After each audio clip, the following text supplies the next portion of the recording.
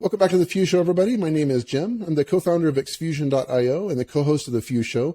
I'm excited to be joined today by my guest, Angela Castillo. Angela is the co-founder of HelloGuru and is an executive with experience scaling hypergrowth companies, including Drift. She has vast expertise in brand development, using technology for marketing, and bringing products to consumers internationally and in the U.S. Angela's last role as the chief of staff to the CEO at Drift provided her the skills to lead cross-functional teams towards efficiency and selected objectives. Welcome to the show, Angela. Hello. Thank you. Great intro. So I want to jump right into this. And there's a hashtag that you brought up to me when we were talking a few weeks ago offline, and that is free the developers. So I'm curious to know what that means and why you're passionate about that. So I am passionate about it, but I think developers are even more passionate about it because what we're trying to do is that we're trying to allow developers to focus in coding and building high-tech technologies that are going to change the world. And we don't want them to be stuck to operational tasks and repeating the same lines of code again and again or copy-pasting code. And so by building the NoCode tool that we're building, we're going to free developers from operational boring work and allow them to change the world, which is what new technology should be doing. I remember you made a comment before when we talked previously about like the idea of developing the technology to go to Mars, right? Like, and it's interesting timing. I'm reading the Ashley Vance biography of Elon Musk, and it's so fascinating. It talks a little bit about the process at SpaceX and the diligence that they go through to hire engineers. And they're truly trying to find the best of the best. So are you saying that a lot of developers are doing what would be considered sort of lower level work that's not necessarily stimulating or enjoyable for them? Yes. And that, I think that everybody that is listening can refer to that because this happens not only for developers, but it happens in every function. And that's why we have so many systems and so many things, but developers suffer it the most. We have data that says that developers spend 27% of their time doing these operational tasks that are not really enhancing their qualities. And so they are the ones that suffer the most these problems. Plus technology is the thing that is advancing the fastest. So if you're a developer and you're wasting your time copy-pasting code and creating the same things again and again, or even fixing bugs, that is a waste of talent for the world in general, for the evolvement of society. I love the way you think, and I'm really excited to talk about the big picture of this. Let's segue and talk a little bit about HelloGuru. And I'd love to know more why you're passionate about this and kind of, I guess, first set the stage on what HelloGuru is and the audience that you serve. So we are a no-code tool for citizen developers at companies to build any type of software, especially workflows. We specialize in workflows. So if you've heard this trend about automate your job or let the machines do what they're better at, which is data entry and automations, and let the humans do what they're better at, which is creating human relationships and creativity, we want the workforce of the future to look exactly like that. So what we are building is a tool so that you can automate parts of your job and create workflows and connect to databases and crunch numbers without having to spend vast amount of time coding and without having to call a technical person. They're building the rocket to Mars and leave me alone. On your job. And we're serving, at the end of the day, our user is any person at a company which wants to spend their time better spent and not doing operational tasks. And the way we are getting into those users is with our buyer, who is the executive that understands that the future looks like non-technical people building software. Sure. So if you think about a while ago, you had to hire somebody really skilled to build a presentation. So they would come with a fancy system, and they would take days and build a very specialized presentation. And today, all of us build presentations, and it's the same with photography, and it's the same with everything. So executives that understand today that the future looks like regular, like business employees and all departments are going to build code code in the future, as in with NoCode, those are the people that we're addressing. Those are the people that we're talking to, and that we're starting to engage within the company. I have to admit, when I first heard of HelloGuru, when I had the thought in my mind of like NoCode, and my before talking to you, my understanding of NoCode was that it would be a tool that a non-technical founder, for example, could use to build something that would be useful. And then before the full tagline on HelloGuru.io is the modern way to build internal tools. That was paradigm shifting to me, to think it's like, oh, this is to build internal tools at larger orgs to free the developers to do higher level things. Like, do you feel like I'm on my own with that, or do a lot of people think of NoCode in terms of like building something from scratch with a brand new startup? Well, you're exactly right. So NoCode has a positioning at the moment in the market of something to build an MVP or prove assumptions. When I used to work at Anheuser-Busch, we would build technologies and we would build small prototypes just to prove assumptions, and then we would try to scale them in the office in New York or in Leuven. If it would work, it would go across the organization globally.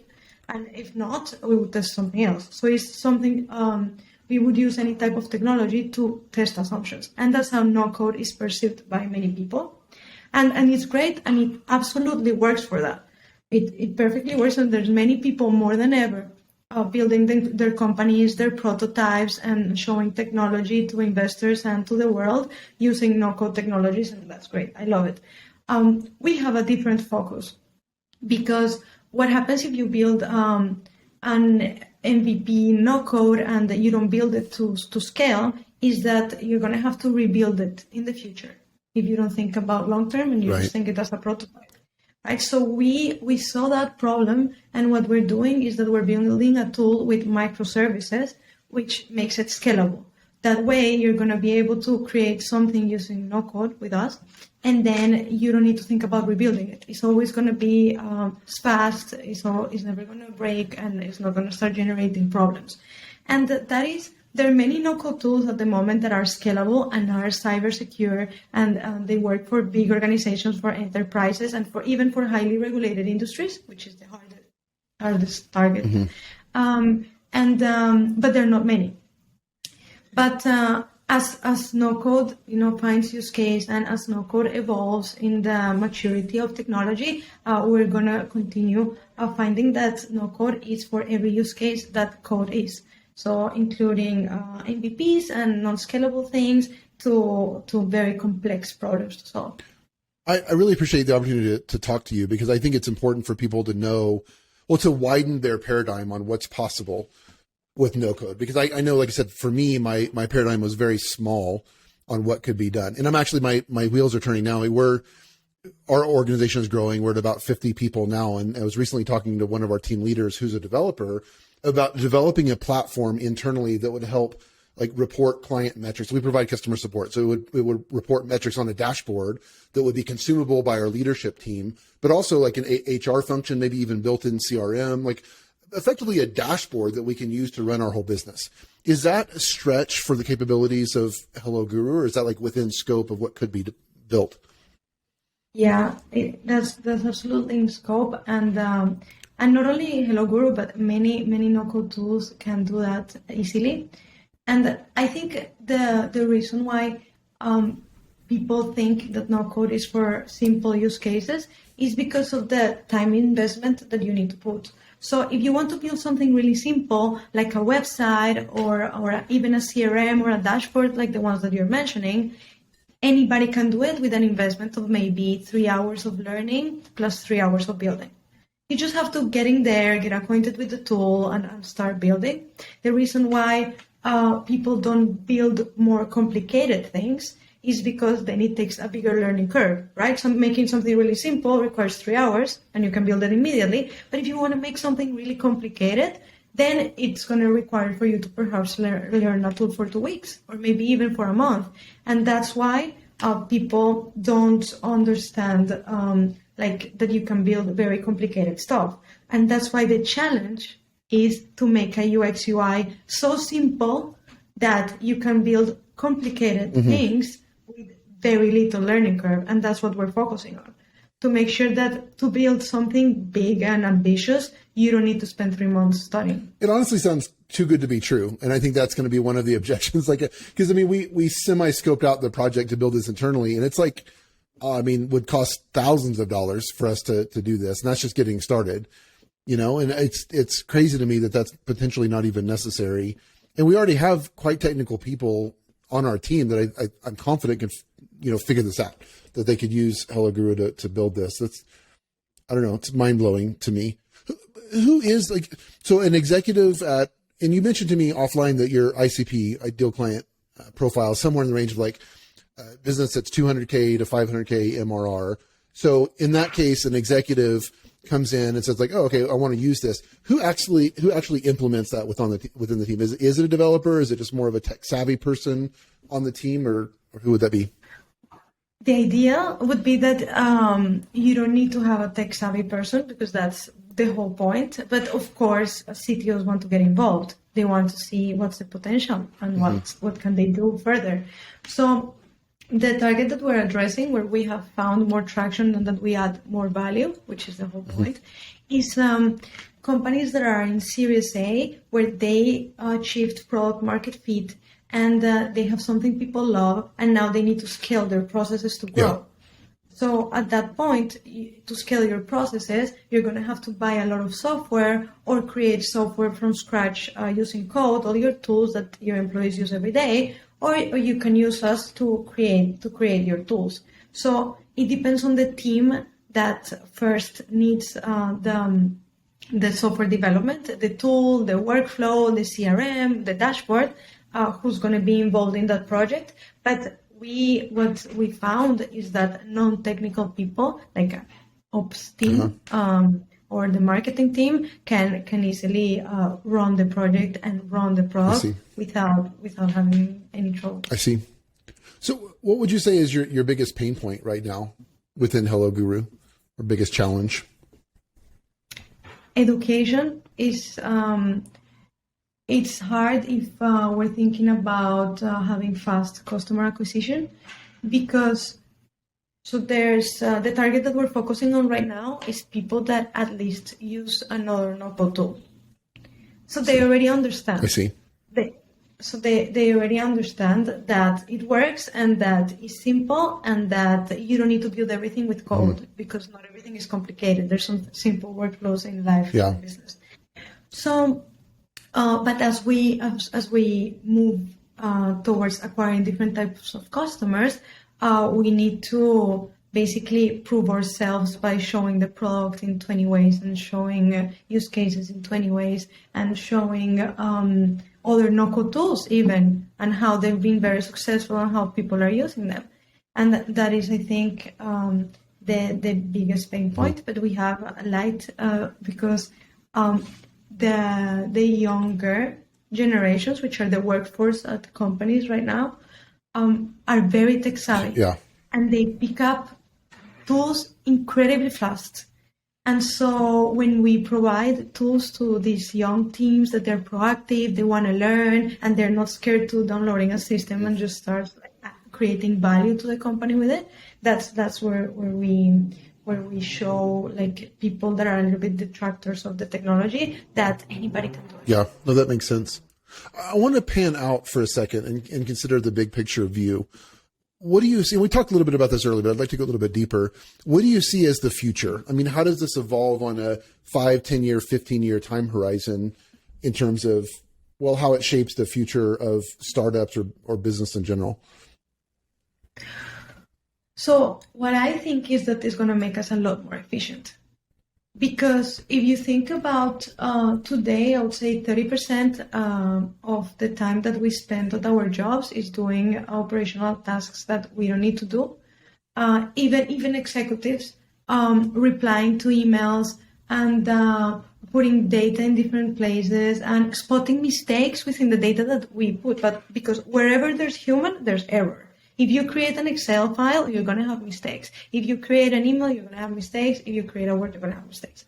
So you even like going into your own documents, sending emails, extracting data from databases, creating processes is something that takes time, right? And then there's the other time spent at your day, which is talking with your colleagues and using your brain to create creative ideas and that. So if you reduce the time that the operational tasks take, and you have, for instance, each time I receive an email, then it gets sorted out and it's automatically searches in the inventory of employees of the company and sends the reply.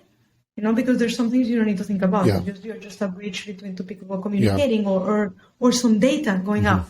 And you automate those types of tasks. What is going to happen is that people are going to be much more free to think, and we're going to have more efficient companies. We're going to have more efficient societies, and we're going to have better ideas, because people are going to spend much more time thinking about actual problems to solve for the world, and not processes to keep organized. How much time of our days we try so that we can organize our OKRs and our process and keep it organized and keep it on track. I laugh because I feel like we collectively spend so much time just doing stupid shit that doesn't help further the mission of what we're trying to accomplish. And I talked about this quite a long time ago, but this idea of occasionally my old office had a couch in it, and I would just sometimes go sit down and just think. And it's so rare. I know that's important, but it's still so rare that I do that, where it's so easy to get into that trap of considering production in terms of how much stupid stuff you do and just move around versus actually thinking and making a big decision. It's like the proverbial idea is our ladder even leaning against the right wall? We're busy scurrying up it, climbing up the ladder, but are we even leaning against the right wall? Having this big picture thought process and taking time in our day to even consider such questions. Imagine in the past where you had, remember when there were the desks and people were just signing with paper, and I would tell you, okay, I'm going to give you this job and you're going to sign papers and read these papers and sign them off every single day. And then in 10 years, you're going to manage 10 people that sign papers and create and read these papers every single day and, stamp them. Right now, you tell me there's no way. I want to use my creative brain and my power and my time for something that makes me feel like I am adding value to society, to my colleagues, and to the company, to the world in general. So in the future, if you would tell somebody, you're going to spend 3 hours a day sending and receiving emails and being the bridge in between communicating with people, or uploading data, or cleaning certain types of data for visualization, or putting organizing systems in place, people are going to tell you no. Yeah. I automated all of that. That's not for me. I'm going to spend much time thinking about how can I make a better product for customers? How can I make, change the world in different ways? I know you and I are each the less technical co-founder at our respective companies, so maybe this question is a stretch. It is for my brain, that's for sure. I don't know if it is for yours or not, but I want to talk more about the marriage of AI into NoCode. And because what I think of, you're basically saying automating tasks, and I feel like that's an implementation of AI and machine learning technology. Is that something that can be, is that a technology that can be implemented through NoCode? Yeah, and there's many tools. We are not doing it yet. Okay. What we do closest to AI is sets of rules and templates so that you can advance your work faster. But there's many no-code tools that focus in AI and automation, and they're being very successful, and they're proving themselves, and they're proving the use cases, and they're proving that they can add value. So it's not that we're far, it's we're there. That's so fascinating to me. I'm such a big believer in what you're saying, in using technology to take things off of our plate that are not the highest and best use of our time. That just makes sense, and it creates a world where we can be much more efficient. Keeping along the lines of a futuristic view, what are your thoughts on So I went to SaaStr, which you know, last week, or this week, I just got back, and I had a conversation with somebody one-on-one, and they were talking about raising funds for their startup. And one of the challenges that this gentleman had was that he was a solo founder, and he's a non-technical or less technical founder. And investors turned him away because he didn't have a technical co-founder. Do you foresee a shift thanks to no-code technology where we're going to start seeing more less technical founders? Yes, I think it's already happening, and it also depends on the product that you're doing. So, for instance, I am doing something that is really technical because we're building the tool that you're gonna use not to code. Sure. So we require like a vast amount of engineering. Sure. But I see every day more prototypes being built with no-code tools from the founders, non-technical founders themselves, and I think we're gonna see a lot more of that moving towards moving to the future. And there's also something really interesting, and is that when the investors see you, they see two things. Two types of risks. The product risk, which is that you're not going to be able to execute and create a good product.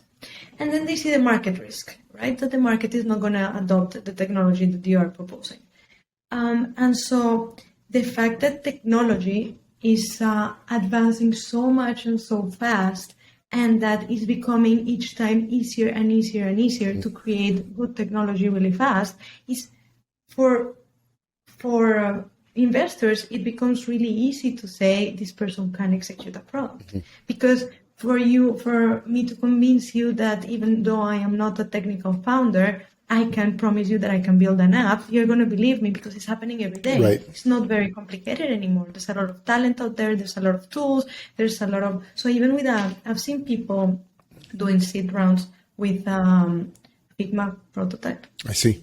And there's no risk because it's going to happen. They're going to be able to build it, that's for sure. It's exciting to consider what the future is going to look like, and it's just changing so rapidly. I think that's exciting because it opens the door to a lot more people that would otherwise be hindered. I mean, my first startup, I was partnered with a developer out of Brazil, and he's actually a client of ours now, and we're good friends. But he at the time was ready to leave and get a full-time job, and we were compelled to sell because I did not have the confidence to operate the business from a technical perspective. So we thought it was in our best interest to sell, and we did. But I see a future where that's, if it's built with no-code technology, then that increases my confidence to be able to run it independent of a technical co-founder. Yeah. So I'm curious to learn more about what your role is day to day at HelloGuru. So because I'm not the technical co-founder, my co-founder focuses on the product, and I focus on the operation, sales, and marketing.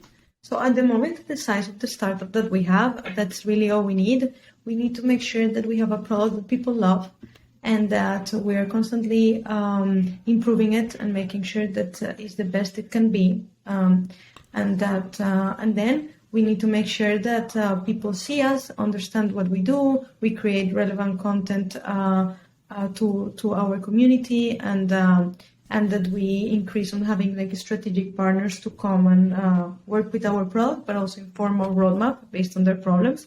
And so that's how we divided it, and it's working because we have been able to see tremendous progress in both areas. We have a beautiful product, and we also have a lot of customers really interested, and we see how the community is accepting the mission that we have really nicely. We see all the time in the no-code community, where we have a university also, where we have 5,000 students. Students all the time send us notes on how much they like our courses, which are for free.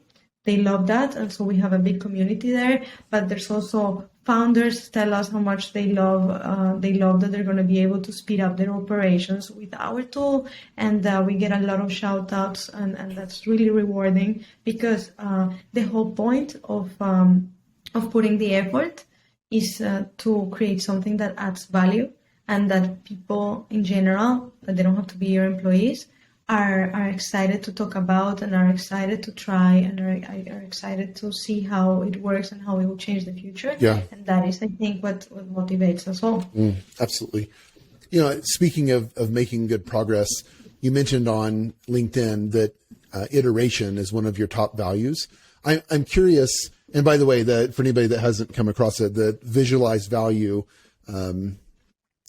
what would we call it? Designs or whatever are amazing. I know he's predominantly on Twitter, but anyway, it's very, very cool visualizations of different points. But I'm curious how you think of iteration in terms of the startup environment. So when you start a business, or even many people at companies, they want to start businesses, and they don't start because there's no shortage of detractors. Yeah. Everybody, your family, your friends, or colleagues, if you tell them an idea that you have, they would start saying, no, but that already exists, or that's not going to work because of ABC, customers don't want that, or that's not going to be profitable. That's just the way it is, and the way we as human works, because that's how our brain is wired to work, because it's protecting us from dying. Yeah. So our brain is not designed for us to be happy. Our brain is designed for us to think about each possible risk and make sure that we're safe. So when we start businesses, we tend to be like that. And this is something that my co-founder has helped me a lot, because he is a person that makes progress very fast, no matter what. And so what I've learned is that for you to know if it's really not going to work, you need to try it. If you want to know what your customers want, you need to have customers. So you need to attract adding value, no matter how. Even if it's in consulting them, you need to attract them adding value. And then you need to ask, how can you add more value? And then how can you add more value and create a business out of that?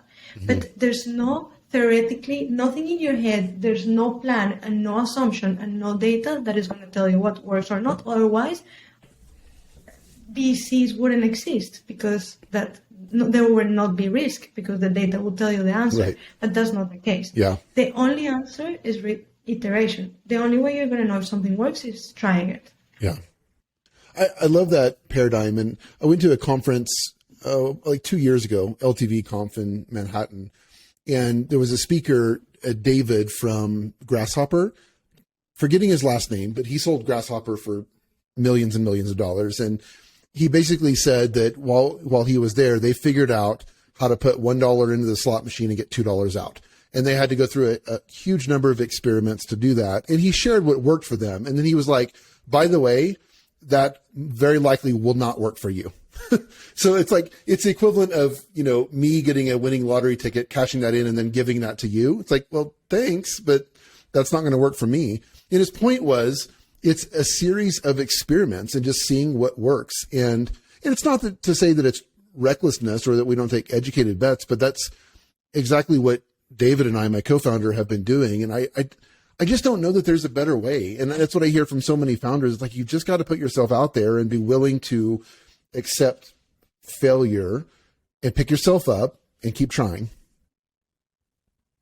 And you learn a lot. And I think that investors know this, and that's why they allow you to take all the decisions, because only the entrepreneur and the team has the intimate relationship with the problem and with the customer. Yeah. Because you, even if you fail or you didn't, or it was a tremendous success from the first time, you are the one that is so close to the customer that you understand what are their pains and how can you add value. And so that's all that matters, because as long as you're learning how to add value to your customer, it's going to work at some point. Yeah. So, and the only way is by creating, because if you don't have anything to show, or anything to offer, or anything to sell, you cannot have a real-time experience. And there is no A/B testing that will help you with that, because humans, there's a lot of research on this, and it's about that humans say and do different things. So even if you ask customers if they will buy something and they say yes, I don't think that that's a good reason to launch it in the market. I think that the only way to know if a customer really loves what you do is when they pay for it. Yeah. That's when you really know. You know what's interesting, even to take that one step further, I was at SaaStr recently. I think I already said that. And I listened to a presentation, and the guy, I forgot who it was, but he was defining product market fit. And he says, most people will say you achieve product market fit when you have revenue. And he said, I would argue that you really don't have product market fit until you have retention. Because in other words, like, you can sell a product so selling it is step one. Retaining the client for a long period of time is what really defines product market fit, because that means that they're actually getting value out of the product and it's useful to them. Would you agree with that, or do you feel differently? No, I feel exactly the same. And yesterday I was having a conversation with two executives, and they were both sales executives, and they said something really interesting, which is you first need to land in the island and then you can expand, which is making that sale is an entry point, and this is great, but many people are willing to try different things and explore different things. But when you acquire a customer, you just have to make sure that their experience is 11 out of 10, and that you not only exceed their expectations, but you find ways to expand within their organization. And that is retention, but it's even better because it's expansion. And it's the only way to retain customers. You can sell a product for 1 month. Anybody can try something once. Right. But to keep them, you really need to continuously add value. And I think that software, from my experience in CPG and my experience in hardware, software is one of the best ways to do this, because with features, you can continuously evolve and add value in an organization in really short time. Mm-hmm. In hardware, it's really hard, because once they buy something, Tesla has done a great job at this. The machine improves, and the iPhone as well. The machine improves while you have it in your hands. That's brilliant. Products that improve when you already bought them in hardware. Yeah. That's brilliant. But in software, it's even better, because you can really reiterate and continue adding value in a really fast manner and keeping those customers happy. Yeah. This is a little bit of an aside, but I think it's interesting to talk about briefly. Do you think that we, as in like the founder community, overly focus on sales over retention? Like, do you think retention gets the attention it deserves? I think we overly focus on sales because it's the first thing that people ask. And afterwards, they ask retention, but first they ask sales. And so we overly focus on sales, and also once we sell, we relax, because we're like, okay, they trust me. I got this sale. They're users of the product, and that's why the customer success department has become so successful since it was created, because it's critical that you stay close to the customer after the sale. But not everybody realizes it, but everybody's starting to realize it. Yeah. What's funny is, I mean, when we land a new client, we'll hoop and holler and cheer and high five, and or at least virtually high five. It's like, honestly, we should be doing that when we start a new month and we have all the clients that we had before. Like, that's worth celebrating equally as much, if not even more, because it proves we're adding value to them, at least enough to where they're wanting to pay for another month of service. That's a pretty considerable win, actually. Yeah. So I want to transition a bit and talk a little bit about your big why as a person. Why are you doing this in the first place? What motivates you? This is what we were discussing before, and I speak about it all the time with my co-founder as well. And is that if it's only for money, there's easier ways to make money than being an entrepreneur. Yes, that so is true. For sure. Yes. Certainly, and also with less risk, because this is a lot of risk. With all the respect to all the entrepreneurs, first-time entrepreneurs out there, early-stage entrepreneurs out there, you're risky. Yeah, we're all risky. No question about it. So I think for me, it has always been the motivation to speak and connect and exchange ideas with brilliant minds. So that's why I have, during my life, lived in several countries. And exchange industries and change environments a lot, because I find fascinated to be in groups of people that think different and that they have a mission and something they want to accomplish, and they're all the time trying to nourish their minds and their vision of their future.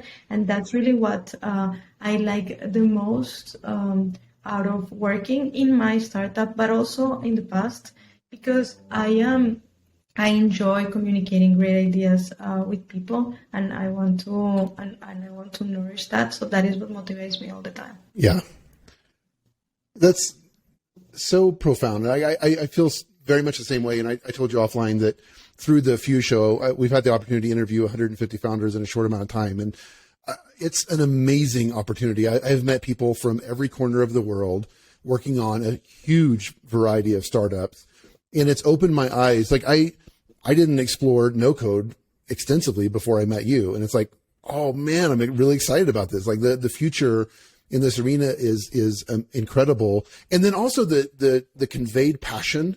I think that it's almost intoxicating to be around people that are passionate about what they do, and almost without question, that has been a commonality among founders, is that level of passion. I don't think I've yet to speak to a single person that's like, no, this is what I do. And, it's like everybody has that level of passion and energy, and that's absolutely captivating and even intoxicating. I love it. It's almost like if you could see reality before it happens, because I see through the years when I used to work at Unilever, they were speaking about tailor-made experiences, and tailor-made experiences were not there yet. But they were speaking about those things. And then I also saw how they were speaking about virtual reality for industries. And you get to hear all the ideas and the people that are creating those ideas, and why are they creating them, and why do they think that's the future. And suddenly one day you start seeing them happen. And you know that person that you spoke to that day that had like those sort of ideas was, of course, it was not only that person. It's always a community. Sure. Within that community started creating and spreading those ideas that now are a reality. Yeah. And that is so interesting to see, because there is very passionate people creating things that we're going to see in the next couple of years. Yeah. And they're going to blow our minds and change the way we live every day. Yeah, I agree. And it's so neat to consider what that next thing is going to be, or to start to see some of the hints of that. I think of NoCode. I think of, blockchain, cryptocurrency and blockchain technology, smart contracts, that sort of thing. And then also AI and machine learning. I mean, there's so many different areas. I think we're just on the edge of an explosion in those respective technologies. It's going to be neat to see what the end result of that is. Yeah, and for me, the most interesting is what is in the minds of the people that are working on it. Because what you can do is only limited by time and resources. But when you speak to all these founders, and I would love to do what you're doing, which is having the opportunity to continuously deep dive to the core of why are they doing it, and what are all the assumptions and all the data that they have gathered through their lifetime to be able to do this. Yeah. Then you really see what they want to create. What we see today in the market, what we see today in the technology that we use, and what we see today on the street is only a consequence of something that was in the mind of someone or some people or people 10 years ago, maybe. That's right. And when you speak to people, you get to see the future, because the things that they know, they haven't created yet. I think by and large, entrepreneurs as a group tend to challenge the status quo and what's possible. I think about the story of, was it Roger? I think it was Roger Bannister that broke the 4-minute mile barrier. And I remember for years and years and years, that was the barrier that nobody could get past. People tried, they couldn't do it. One person beat that time. And since then, it's become a non-issue to beat that time. Tons of people have done that. And I think about, like I mentioned the book earlier, the Ashley Vance biography of Elon Musk. And she talks in there a lot about how Elon Musk is, evaluated the space industry, which is this old school industry that has done things a certain way for so many years. And he's like, why are we spending so much money on rockets to go to space? This is not necessary. We can do things, this way and make it better. Why are electric cars previous to Tesla so dweeby, right? Like they're just goofy. They're not cool, right? And now they are. and people will want, it's creating a whole, like a whole cohort of like accidental environmentalists. It's like, well, I guess it's cool that I'm being good to the environment, but I really just like that this car goes 0 to 60 in 1.99 seconds, right? It's like, because it drives on its own. Yeah, all that. Yeah. But we need that. We need that innovation because people benefit all around the world from the fruits of that kind of thinking and that kind of challenging thinking. An effort, because you have to think it, but then people need to develop it, and that's, I think, the hard. Yeah, absolutely. I want to touch a little bit on your transition, because I'm correct in saying you're a first-time entrepreneur, right, with HelloGuru? Yeah. And you have a lot of professional experience, but how has that transition been into this world? Because like you were saying earlier, and like all of the founders listening would relate to, it's not easy. It's absolutely not easy. And the level of responsibility that's on our shoulders is tremendous. But I'm curious how you're adjusting to that. I personally love it. I used to like my jobs very much. And what I used to like most about my jobs were the hard challenges. So you're all the time surrounded by mentors and by other executives and by, in general, very smart people that want to solve problems. And so you're all the time, when you're having a complex problem to solve and you need to deliver results, go to them and ask them their advice. And I used to hate when there was a period of time within my jobs that two things would happen. The one is that the problems to solve were not complex. So there was no need for guidance. There was no need, like it was pretty straightforward. The plan was there. And, or the other piece, at our corporations, this happens sometimes, that you're blocked. So some resources or some politics or something blocks you from, so you just need to wait to get unblocked or go to another direction. Yeah. And so forth. And I wouldn't like this because I had so much, I was eager to learn and do things. And being an entrepreneur, you all the time have very complex problems to solve.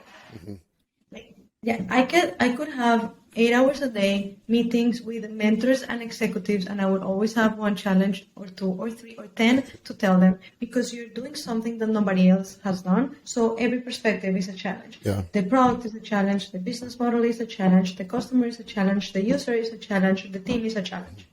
And there's so much to think about and so much to do that you never get bored. So it is, for me, I really like it. I'm curious how you handle that on a personal level in terms of finding that balance. And one of the themes I like to talk about often, and I think about often, is this idea of finding peace and contentment and even joy in the journey without being necessarily married to the end result, because there's so many unknowns. And if we break that down into the kind of the micro sense, how often at the end of your day do you feel a sense of peace and contentment or even satisfaction in the results of that day? I think that almost every day, but you cannot go thinking that you're gonna achieve your goals. That's not gonna happen. What worked for me at least is that you make progress and learnings within your complex challenges. So all the things that you have in a startup are unknowns. You don't have a playbook for most things. You have a playbook for a business model, but it's not specific for you. You need to make your own. Yeah. And so forth. So you cannot copy almost anything. You can guide yourself. So what works for me is to think that the goal might not be achieved, but you're walking towards something, and that something is the vision and the mission. So our mission, at least, is to empower more humans to communicate with technology and build software. So we know that. And every day we meet a new customer that has a problem, that doesn't know how to build software, that needs some software, what type of software, how do they want to build it? And we make steps toward that. But you cannot, it's not like a job where you can be traumatizing yourself because you didn't hit your KPI. That's impossible. You cannot think about it like that because you're going to be miserable. Yeah, it's impossible. Well, that kind of introduces the topic of optimizing for the long game versus the short game, running a marathon versus a sprint. I've personally found that useful, and that's from a past experience of running sprints and getting burned out and not playing the long game. I feel like I've learned that lesson, and it's not always easy for me to implement.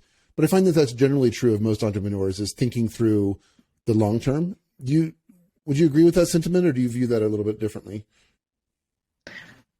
I think that I personally believe in progress.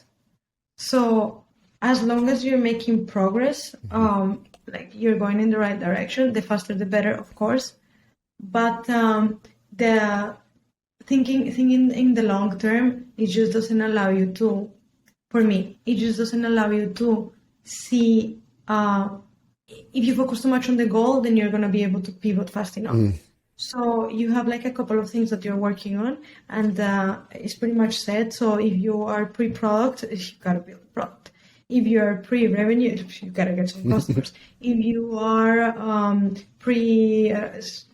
process of scaling, you got to build something that will make sure that you can acquire customers without adding sales or customer success or everything. Yeah. So the challenges are there, and what allows me to move forward without panicking is to do one at a time. The path is really clear because software organizations all grow in the same way. So you have to have a product and you grow the customers. And so for me, what works is to achieve those milestones and make progress as much as possible. Many executives ask about the exit plan, and they ask about the type of organization, and that is the future looking things. And I tend to think less about those often. Yeah. Oh, that makes sense. I just think about the next milestone. Let me make it Sure. clear. Yeah. Yeah. I think that's useful. That's really useful feedback. I know we're up on time, Angela, and I want to end with this. I'm curious to know what your future looks like, right? As far as where you want to drive your career. I mean, I'm curious how that looks for you 5, 10, 15 years down the line. I would love to create something that millions of people enjoy, and millions of people are able to either use every day or think about every day. It doesn't need to be software. It can be an idea. It can be anything. But I would love to create something that nobody else has created before that gives joy or inspires people. And I think that, for instance, allowing people to build software to automate their jobs is something. But who knows what the future brings? I don't know what the future brings. But as long as I can inspire somebody to something, I would love that. That's great. This has been an amazingly insightful conversation. I really appreciate your time. So the website is helloguru.io. So that's helloguru.io. And what's the best way for people to reach out if they're interested in learning more about what you all do? Reach me out directly, Angela@helloguru.io. Perfect. Okay. That sounds great. Well, thanks so much for your time, Angela. I really appreciate the opportunity to chat and all the insights that you shared. Thank you. Bye-bye.